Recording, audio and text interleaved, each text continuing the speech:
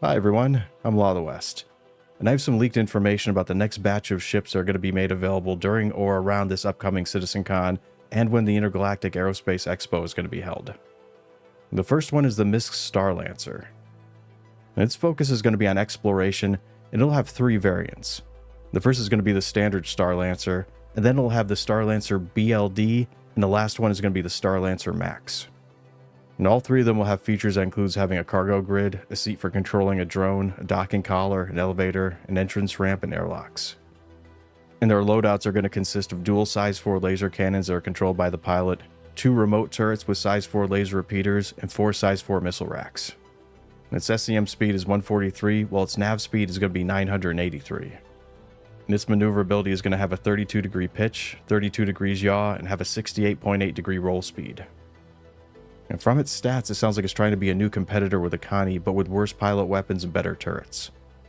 But the big takeaway for me is that over the last few years, CIG has really shied away from releasing ships that don't have functional gameplay options. So I wonder if this means that the first iteration of Bard drones are finally coming.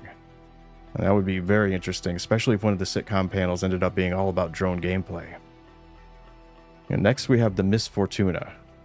This ship is going to be a salvager, and the common assumption amongst everyone is that it's most likely going to be a mid-sized ship that fits somewhere in between the Vulture and the Reclaimer, which would end up being a safe guess to make. But I'm going to go out on a limb and say that it might end up being an alternative to the Vulture as being another starter ship for the salvage career path. So far, all we know about it is that it has a salvage arm, a cargo grid, a filler station, and a cargo lift. And we have no idea what size any of those things are going to end up being. Its speed is 143 SCM and has a nav speed of 983. And its maneuverability is 32 degrees pitch, 32 degrees yaw, and 68.8 degrees roll. And that brings me to the Guardian.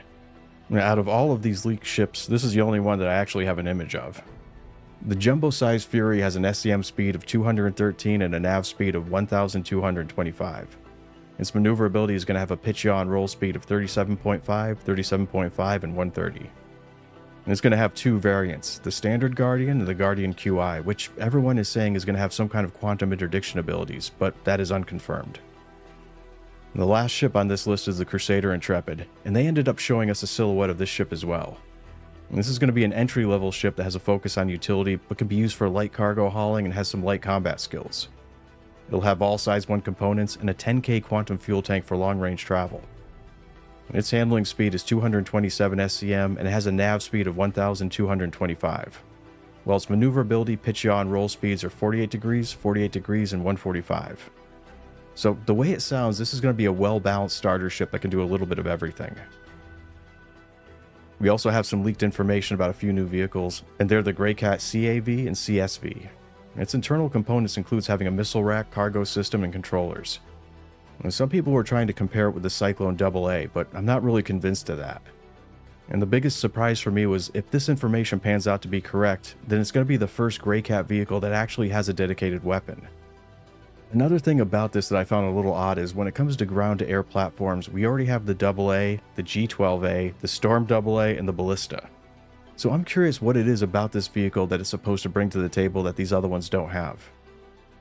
And I'm going to be open to any and all bits of speculation that you may have to solve this mystery for me, so please write it down in the comments section. There are a few ship changes as well that are also coming, and we already know about the Corsair, the Polaris, and the Redeemer, but the A2 also has some changes that are coming to it. Its bomb loadout is going to change from what it currently is to having 60 carpet bombs. The Zeus is also rumored to have some passenger carrying capabilities, which is interesting because I've already seen the in-game model for the Zeus and it didn't have this feature, so if this actually is a thing, then it was recently added in. And we also have some new night vision sights coming for our FPS weapons. Well, that's going to be it for this latest list of leaks that are coming to Star Citizen. I've been your host, Law of the West. Thanks for watching, and take care.